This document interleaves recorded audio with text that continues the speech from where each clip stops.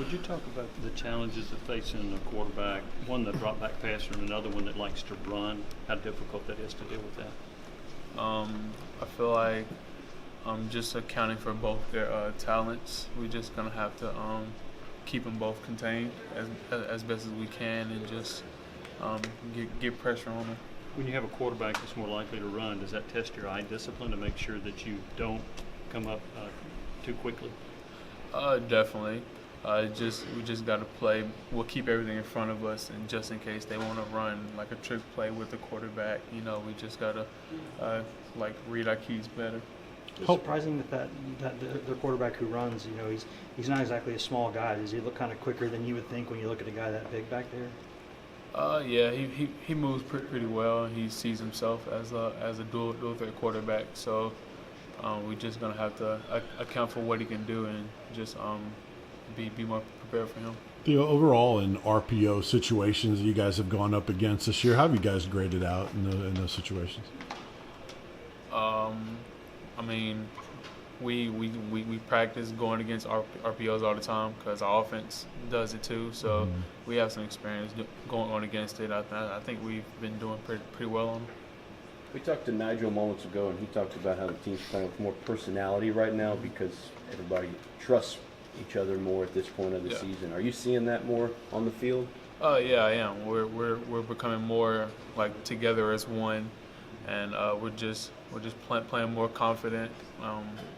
As you see, the first half of Georgia, we played very well, but we just gotta sustain that effort. Is this defensive scheme much different than it was a year ago?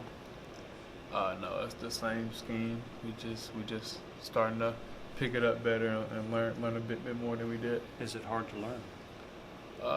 Essentially, yeah, it's hard to learn, but once you get it, you just like always know it, and now it's just learning better. So, Yeah, when you look at sort of the impact on the game from turnovers and tackle for loss numbers, I mean, I think it was just one game, but I think Georgia maybe had 11 or 12 TFLs, and y'all had 2 in that game. How do you get more disruptive as a defense and kind of force more turnovers, get in the backfield, get picks and that stuff? Causing turnovers, that's just want to. Like getting the ball off the runner, just taking it from them, that's just want to. Picks, that's just come from good technique and eyes. Really, it's just a scheme-based thing that can get us back there for tackles for loss. What do you remember about playing for Bob Shoop a couple of years ago? And obviously you'll be going up against him this week. What were your memories that stick out from that year, and just have you communicated with him at all since then? I don't really remember his defense. I mean, but like he was a good coach, and I'm good friends with his son, so we have a good relationship. He helped recruit you too, didn't he? Because I know he was a guy who was pretty excited when they got a commitment from y'all. I mean, was he kind of a big part of, maybe not the reason why he came here, but certainly he helped that? Yeah, because everywhere he's been successful with his defenses. So he helped me get here, and I wanted to be a part of that. Have y'all talked to Jay about not talking to his dad this week? No, not really. That has to do with him. It ain't got nothing to do with me. What have you seen from Bryce since he came back? I've seen a lot of development from him. He's definitely matured a lot since that last incident, and I'm liking what I've seen from him. Hey, Theo, you practice against Brian obviously all the time. Were you surprised at how he was able to come out in the first half the other night and be so successful? No, I wasn't surprised because he does it in practice too, and I mean, what you do in practice, you do it during the game. So his confidence level was high in practice. So I wasn't really surprised when he done it in the game also. Even though you're on the different side of the ball, can the confidence level, just the attitude of the quarterback, can that affect the defense? Can it give you guys a spark? Honestly, yeah. Because if he's up in spirits and getting everybody going, then that gets us going. Plus in practice, if he's going, then the offense goes, and then that makes us better as a defense. Theo, are there any scout team guys on either side of the ball that haven't impressed you, that have stood out on the team to this point that you could point out? They all have been doing a really good job, but I would say D'Angelo Gibbs has been doing well. He's been giving us a great look all year. So, like, him especially. What's the reason you're playing more?